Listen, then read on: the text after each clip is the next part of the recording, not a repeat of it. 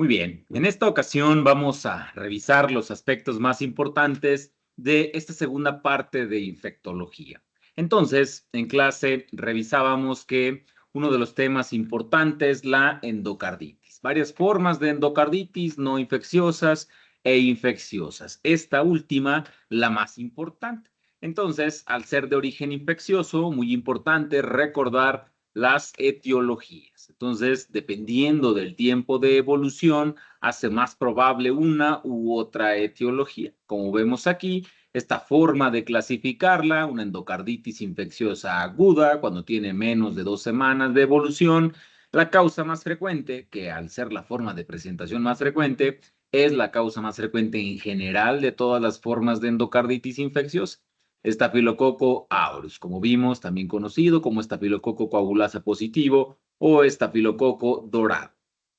Si es una forma de endocarditis de la llamada subaguda, entonces aquí hay un grupo de streptococos que se les llama grupo viridans. Esto porque tiñen el medio de cultivo de color verde. Son varios entonces streptococos que se van a agrupar de esta forma.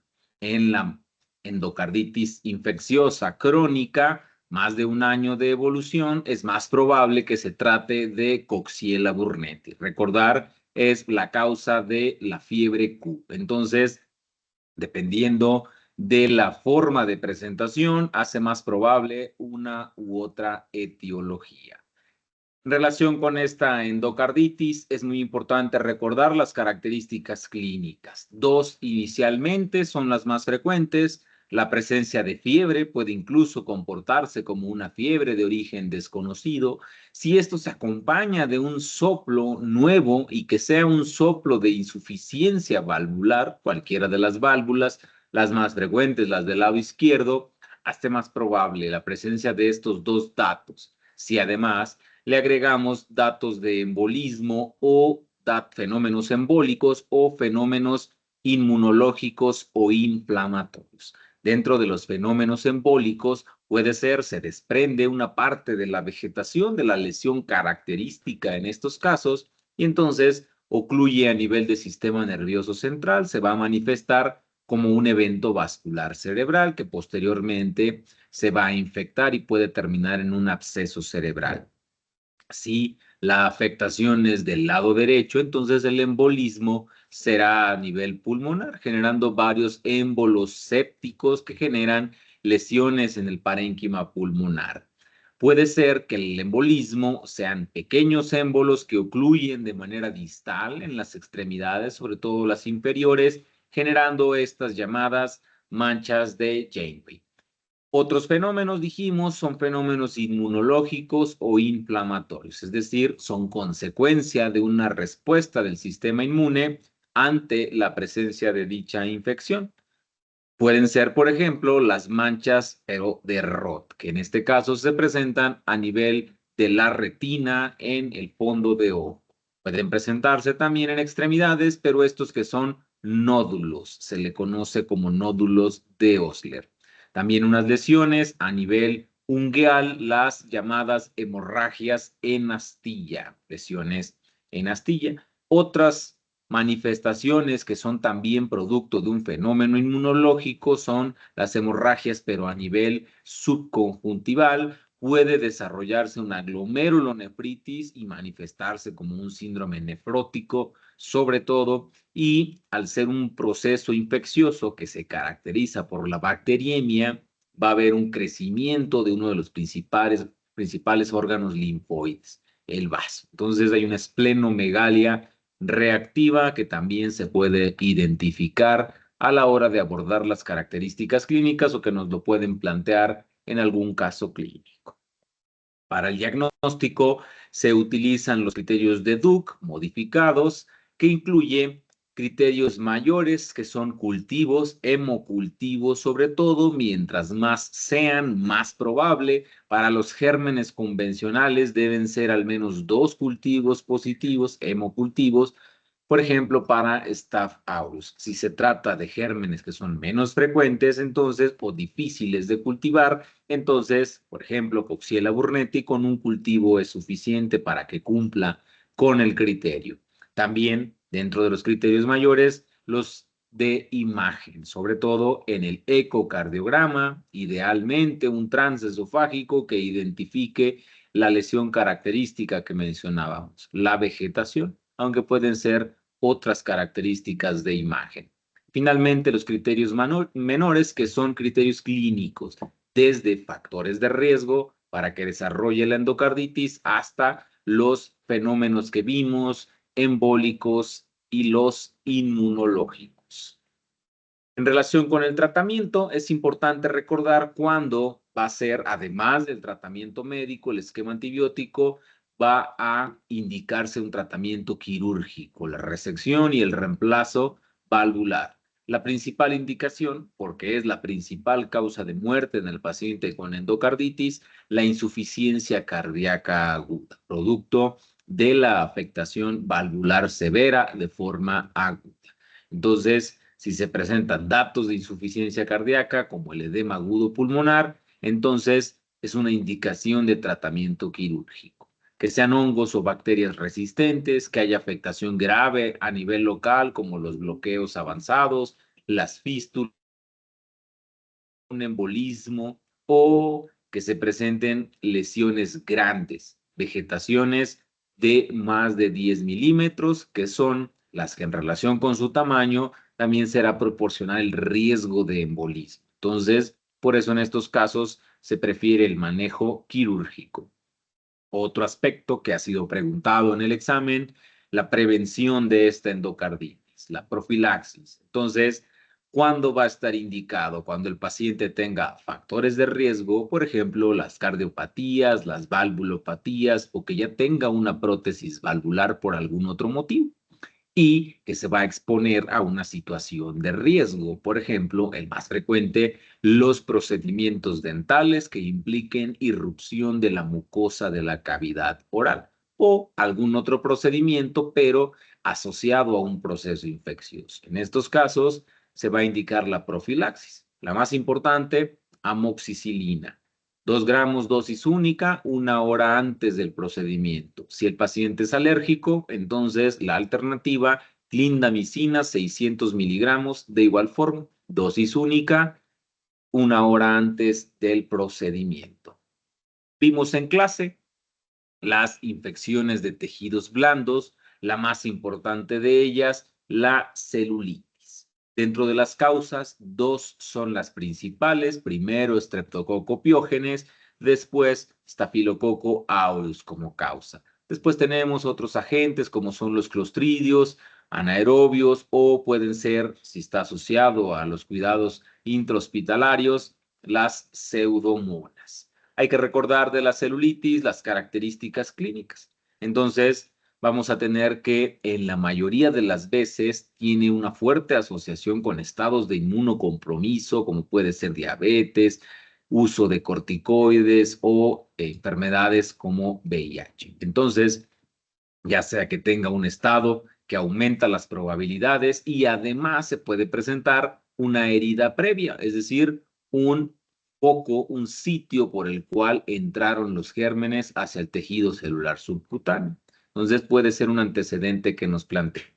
En la mayoría de las veces se presenta de evolución aguda, es decir, en pocas horas llega a su máxima intensidad y este eritema, que es una de las características locales, suele ser mal delimitado para diferenciarlo de otras infecciones que pueden parecerse, como la erisipela o el erisipeloide. Entonces, aquí el eritema va a estar mal delimitado, la definición no es clara entre el tejido sano y el tejido afectado, al menos de manera superficial.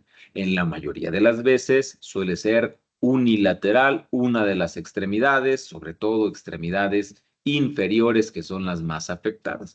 Y lo que vamos a encontrar es datos de inflamación local, aumento de el calor, rubor, el edema en la extremidad y el dolor. Entonces, puede ser que solo sea una afectación local, pueden también presentarse datos sistémicos, puede llegar incluso a formas graves como la sepsis. Vimos algunas infecciones asociadas a arañazos y mordeduras, una muy importante y frecuente, las asociadas a la mordedura de perro. Aquí dos hay que recordar sobre todo, por su frecuencia, Pasteurella multósida, que genera una celulitis como la que describíamos, pero alrededor del sitio del inóculo, del sitio donde ocurrió la agresión. Entonces, se presenta una celulitis después de dicha agresión, hay que pensar que el germen es Pasteurella multósida. Otra, menos frecuente, afortunadamente, es la infección por Capnocitofaga canimorsus, en la que se inocula el germen a través de la mordida. Hay una diseminación rápida, sobre todo en pacientes que no tengan vaso, esplenectomizados, y se desarrolla una disfunción orgánica de rápida evolución. En próximas horas se empiezan a desarrollar estos datos. Puede ser una de las afectaciones a nivel hematológico. Entonces, representándose como una coagulación intravascular diseminada. Entonces, existirá el antecedente de la agresión más el desarrollo de disfunción orgánica en las próximas horas. Es ahí cuando sospechamos que la causa es capnocitofaga. En relación con los gatos, también la mordedura puede generar infección por Pasteurella multósida, de igual manera una celulitis alrededor del sitio de la agresión, pero también otra de las entidades importantes es la enfermedad por arañazo de gato. Es decir, se inocula producto del arañazo, se tiene ahí a esta bacteria, Bartonella henselae, que genera una lesión en esa zona caracterizada por una pápula que desarrolla posteriormente una costra, más la afectación linfática, ganglios de la región, como lo más frecuente es las extremidades superiores, entonces afectación de ganglios a nivel epitroclear, a nivel axilar o incluso cervical. Entonces, la lesión en la zona más la afectación linfática de la región. Recordar así a la enfermedad por arañazo de gato. Algunas infecciones que revisamos asociadas a distintos oficios o profesiones como la borreliosis de Lyme o enfermedad de Lyme. Borreliosis porque la causa es Borrelia burgdorferi, una espiroqueta que suele ser transmitida por esta forma, este vector que es la garrapata ixodes, en su forma scapularis, que es la más frecuente.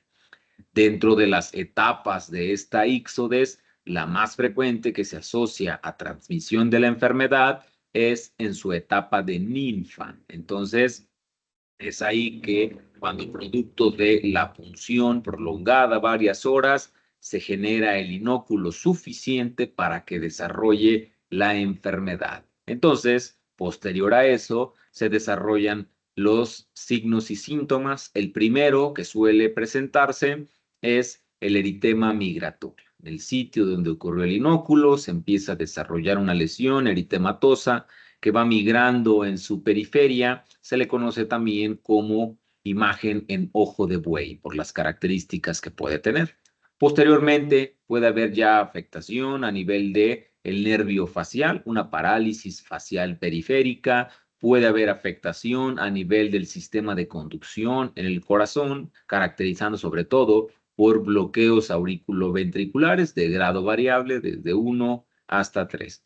Y posterior a esto pueden afectarse zonas que suelen ser más graves, como sistema nervioso o a nivel articular grave. Para el diagnóstico hay que tomar en cuenta el antecedente de exposición a zonas donde sea más probable la picadura por la garrapata en el campo y en algunos casos va a haber la necesidad de la medición de anticuerpos, aunque estos suelen tardar en desarrollarse varias semanas. También cuando se sospecha que es la borreliosis de Lyme con afectación al sistema nervioso, neuroborreliosis, podemos medir estos anticuerpos, pero en líquido cefalorraquídeo.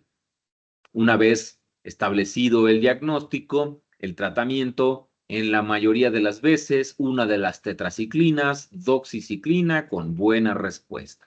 Algunos grupos en los que no se pueda utilizar la doxiciclina, la alternativa será amoxicilina o en formas graves en las que necesitamos que el efecto sea más rápido por sus consecuencias, sistema nervioso, cardíaco o articular, entonces la alternativa será la cefalosporina de tercera generación, en este caso, ceftriaxona. Otra que se asocia a determinados oficios, el erisipeloide, por Erysipelotrix russopatiae, se asocia a la manipulación de carnes de pescados, se le conoce también así, enfermedad de los pescaderos, de los carniceros, y genera una lesión muy parecida a la erisipela, por eso se le conoce así, una lesión eritemato-violácea bien definida, como ocurre en la erisipela, que puede estar además asociada a vesículas y pápulas. El tratamiento con buena respuesta en la mayoría de las veces, beta-lactámicos como incluso la penicilina benzatínica. Otra, también asociada a determinados oficios, la brucelosis o fiebre de Malta o fiebre ondulante.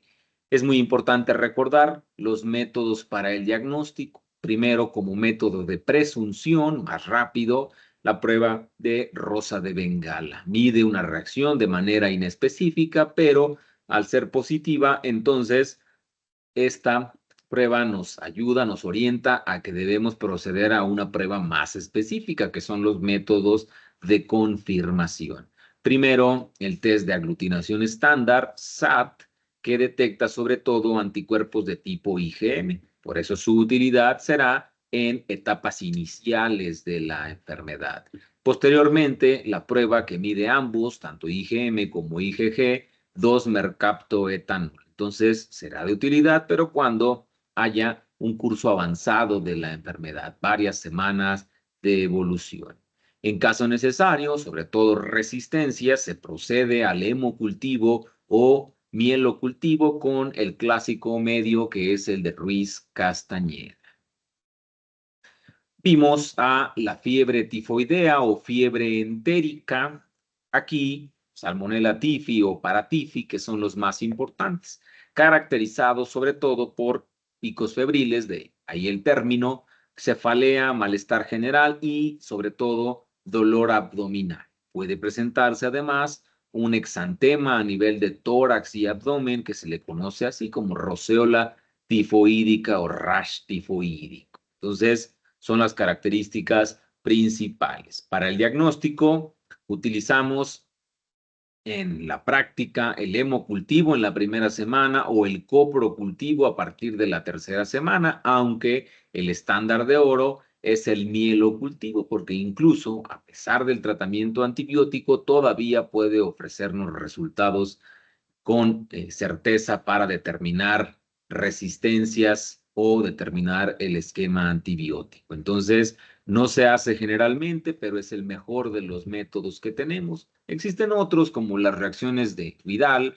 las reacciones febriles, que el único valor que tienen es como valor predictivo negativo de manera tardía. Suele tardarse varias semanas en que se genere esta reacción. Entonces, ayuda a verlo, pero solo de manera retrospectiva y teniendo un resultado basal negativo inicialmente. Entonces, para el diagnóstico son estos los que vamos a utilizar. El coprocultivo a partir de la tercera semana, porque esta bacteria suele alojarse, puede quedarse hasta en un 5% como portador el paciente a nivel de la vesícula. Entonces, cada vez que hay la contracción de la vesícula, sales biliares llegan a la segunda porción del duodeno, ahí va también la Salmonella tifi, en la mayoría de las veces esta forma.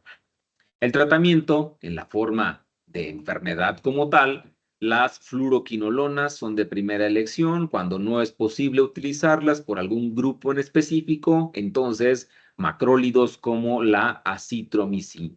Si se trata de un portador, es decir, aquel que se queda con la bacteria, decíamos 5%, por más de un año lo detectamos en coprocultivo, entonces hay que darle tratamiento porque si no va a favorecer que haya infección a otras personas a través de esta eliminación persistente a través de las heces. Entonces, si se identifica que es un portador crónico, entonces el tratamiento por periodo más prolongado, 4 semanas, de ampicilina o ciprofloxacino para terminar de erradicar.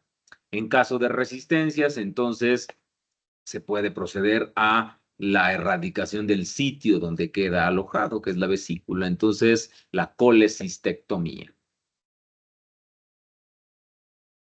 Hablamos también de la infección por Clostridioides difficile, asociada sobre todo al ámbito intrahospitalario, a el uso de antibióticos, sobre todo las lincosaminas, la clinda o los carbapenémicos, que son los principales. Sin embargo, otros también están asociados, como vemos, cefalosporinas, quinolonas. Posterior al uso de estos antibióticos, comienza el cuadro gastrointestinal, que puede ir desde un simple episodio diarreico hasta formas graves como el megacolon tóxico e incluso la perforación intestinal. En relación con dengue, hablábamos de su clasificación, la que viene en la guía de práctica clínica. Lo dividimos dengue con datos de alarma o sin datos de alarma. Si se presentan los datos de alarma, entonces puede que a su vez progrese a datos de gravedad y lo catalogamos así como dengue grave. En relación con estos datos de alarma, hay que recordar dolor abdominal, generalmente por el edema de asas que se genera o el vómito persistente, retención hídrica, el edema en las extremidades sobre todo, hemorragias no graves en las mucosas, encías, epistaxis. Puede haber alteraciones leves a nivel del estado de alerta, megalias y alteraciones hematológicas. El hecho de que se presenten juntos el incremento en el hematocrito más la trombocitopenia también constituye uno de los datos de alarma. También hay que recordar que pueden ser estos o pueden progresar a datos de gravedad, es decir, dengue grave. Afectación, una de las causas de muerte importantes en el paciente con dengue, el choque circulatorio por fuga de líquido hacia el espacio intersticial.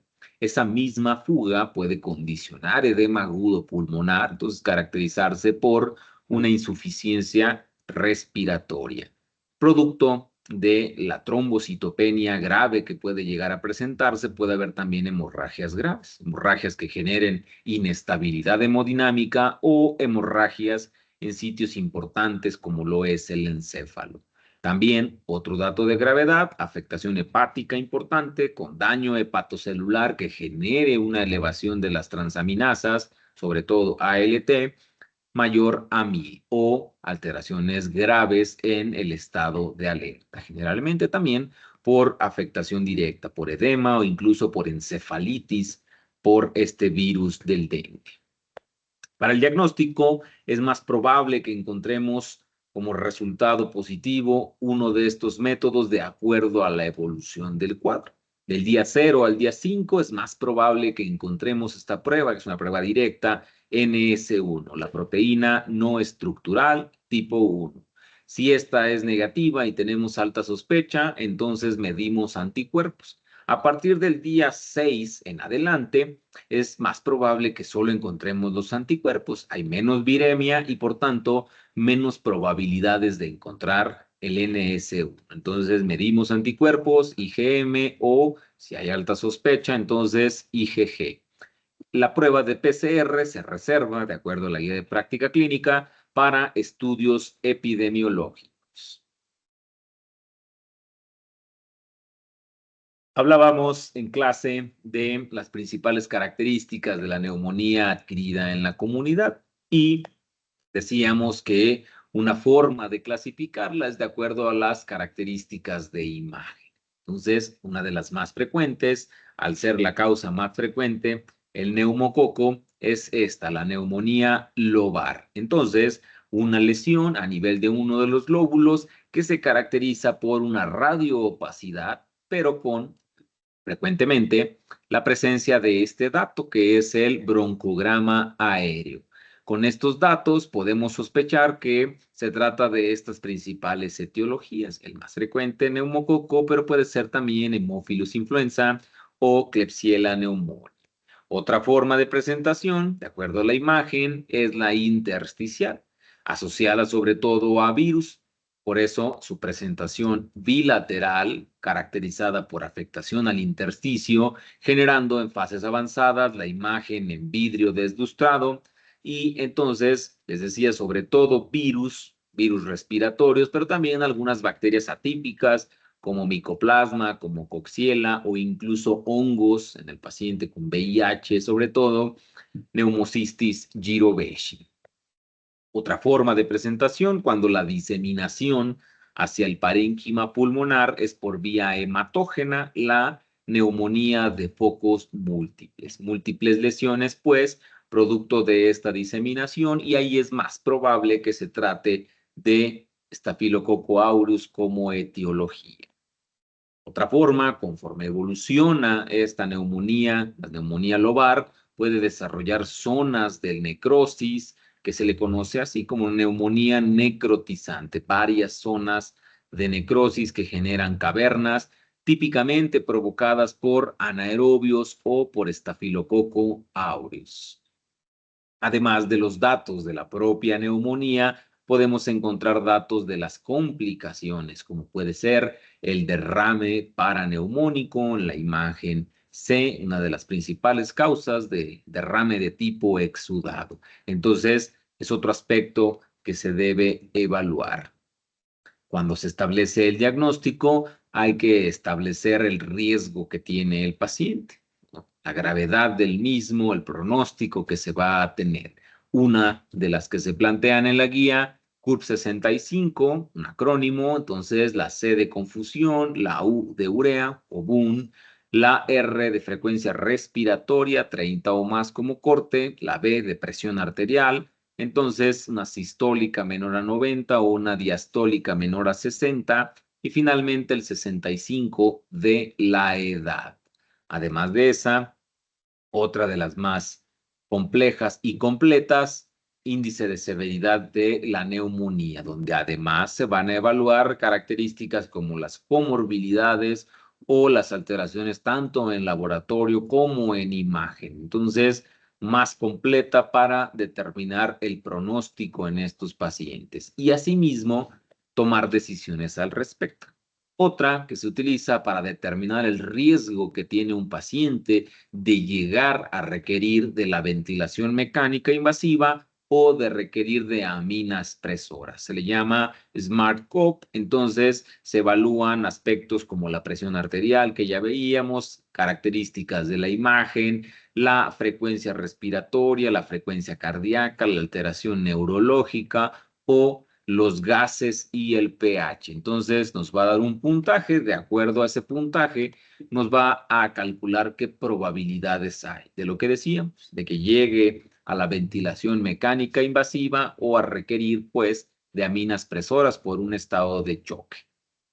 El tratamiento va a variar dependiendo de las características que tenga, sobre todo también, lo menciona la guía, de características locales, de resistencias que se tengan. Pero nos plantea la guía que hay que prestar atención a algunas pistas epidemiológicas. Por ejemplo, que haya riesgo, una situación de riesgo de aspiración. Por ejemplo, situaciones en las que disminuye el estado de alerta, crisis convulsivas, intoxicación por alcohol. Eso aumenta las probabilidades de que la causa de la neumonía sean anaerobios o flora microaerófila de la cavidad oral. Si se asocia a una exposición a zona desértica, la coccidioidomicosis o fiebre del Valle de San Joaquín, si se asocia a exposición de heces de los murciélagos, del guano, podemos pensar que la etiología es Histoplasma capsulatum. Si se asocia a exposición de aves enfermas, aves citácidas, los pericos que conocemos, puede asociarse a Clamidia citasi. Entonces, esta entidad llamada citacosis, exposición a ganado, podemos pensar en Coxiella burnetii, que habíamos mencionado, es la causa de la fiebre. Alteraciones estructurales, morfológicas a nivel del parénquima pulmonar, como las bronquiectasias, el paciente con fibrosis quística, es más probable que se colonice por Pseudomonas aeruginosa. Y si se trata de un grupo específico, el paciente con VIH, sospechamos, como ya vimos, en una neumonía intersticial, en neumocistis girovesci, o puede presentarse con mayor probabilidad la tuberculosis pulmonar.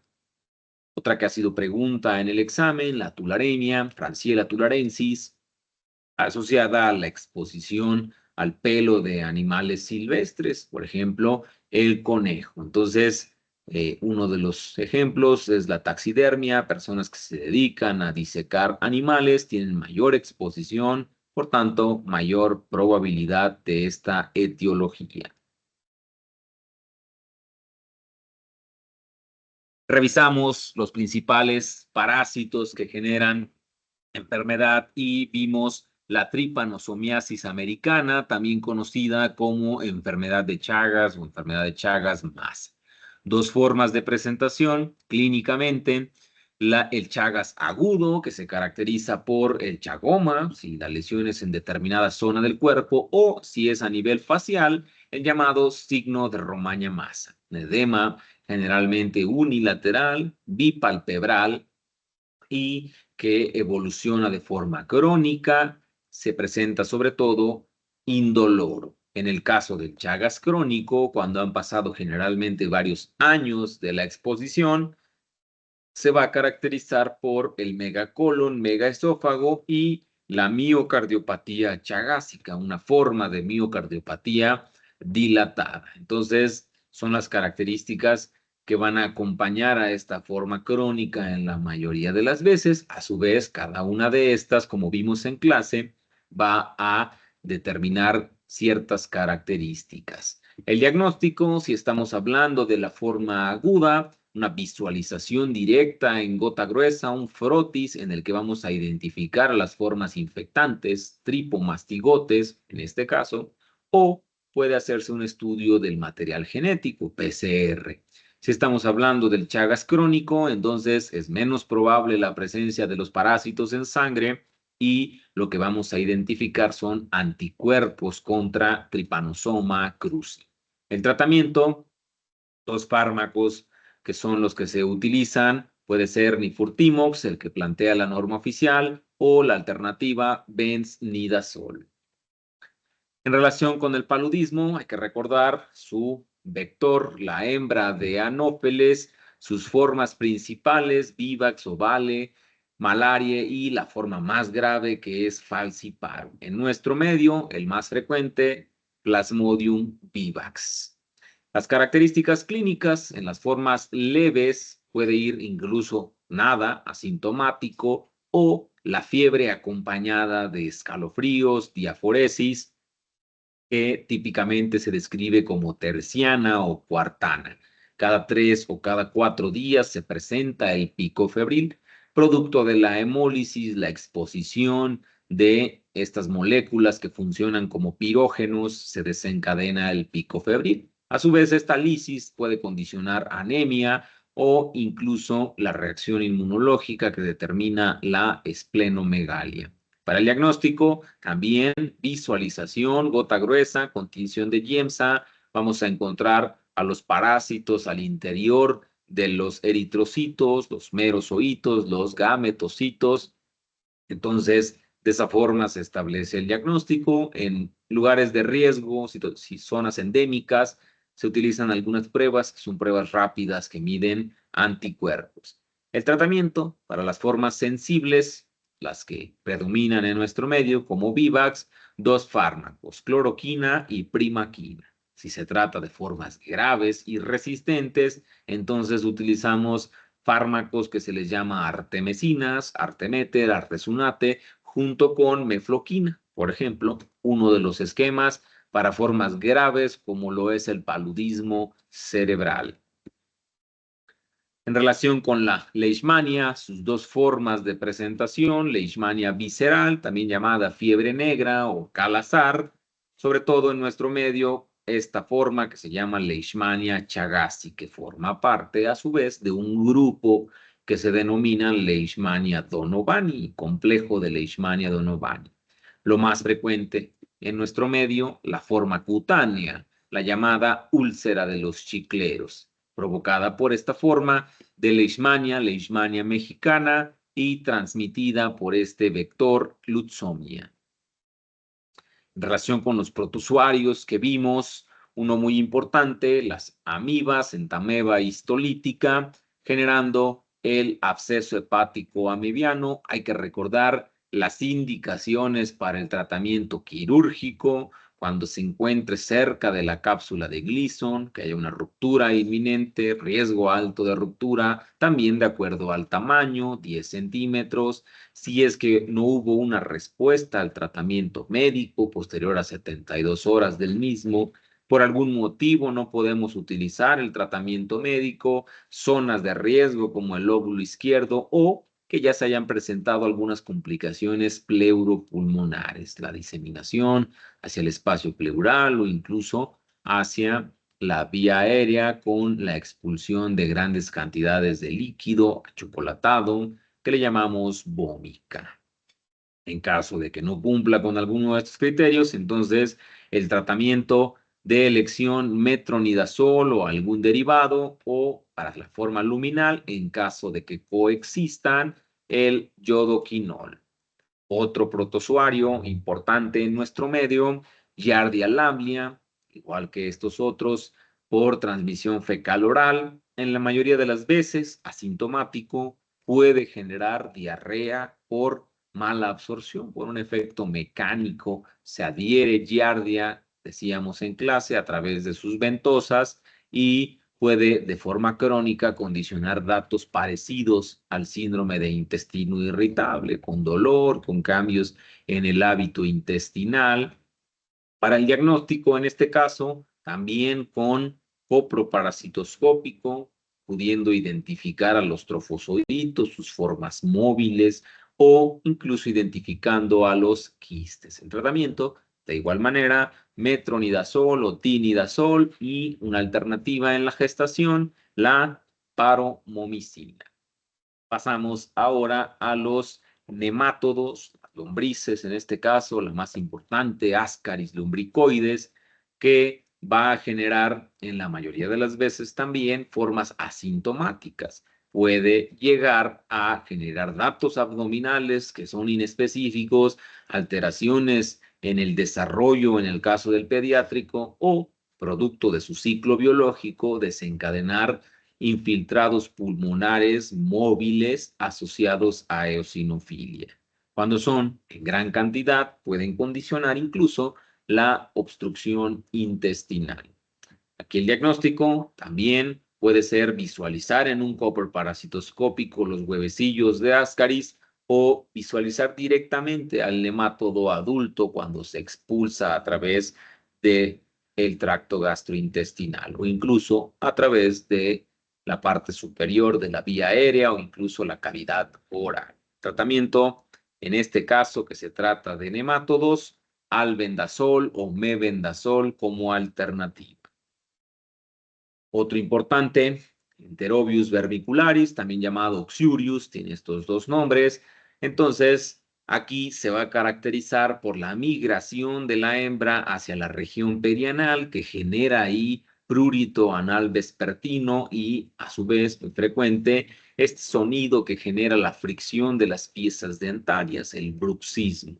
Podemos identificar los huevecillos, una muestra o a través del test de Graham. Se coloca una cinta transparente en la región perianal y se visualizan dichos huevecillos. En caso de corroborarse, el tratamiento, de igual manera, albendazol o mebendazol.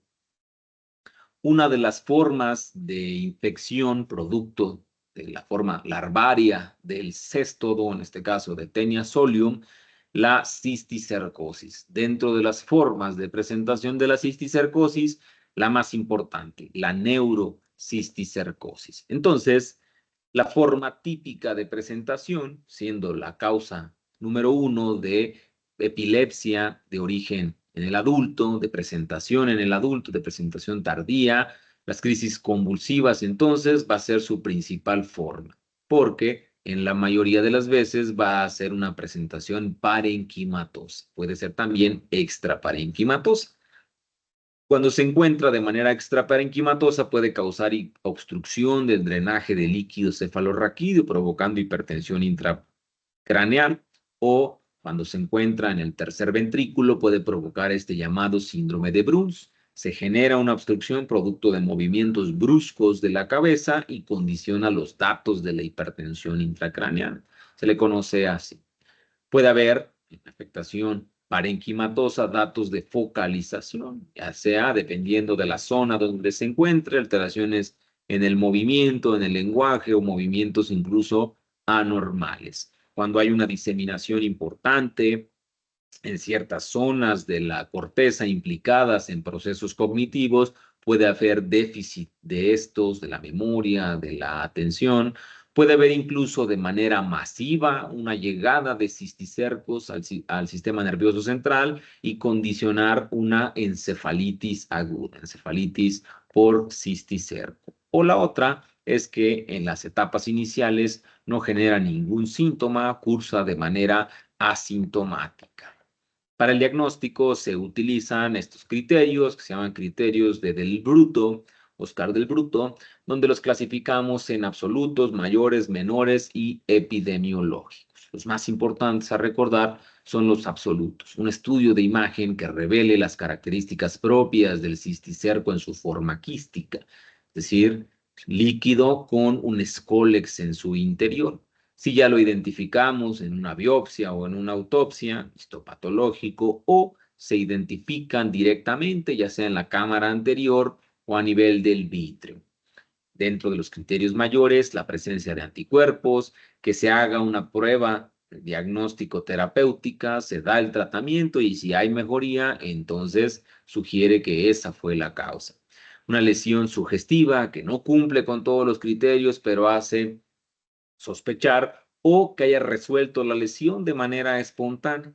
La presencia de antígeno en líquido cefalorraquídeo, que tenga cisticercosis en otra zona, en el músculo, por ejemplo, una imagen que sugiera, aunque no cumpla con las características, que tenga manifestaciones clínicas sugestivas, como ya decíamos, crisis convulsivas, y finalmente los epidemiológicos, una zona endémica, como lo es nuestro medio, o viajes a dicha zona, o que tengan ya familiares con diagnóstico de teniasis.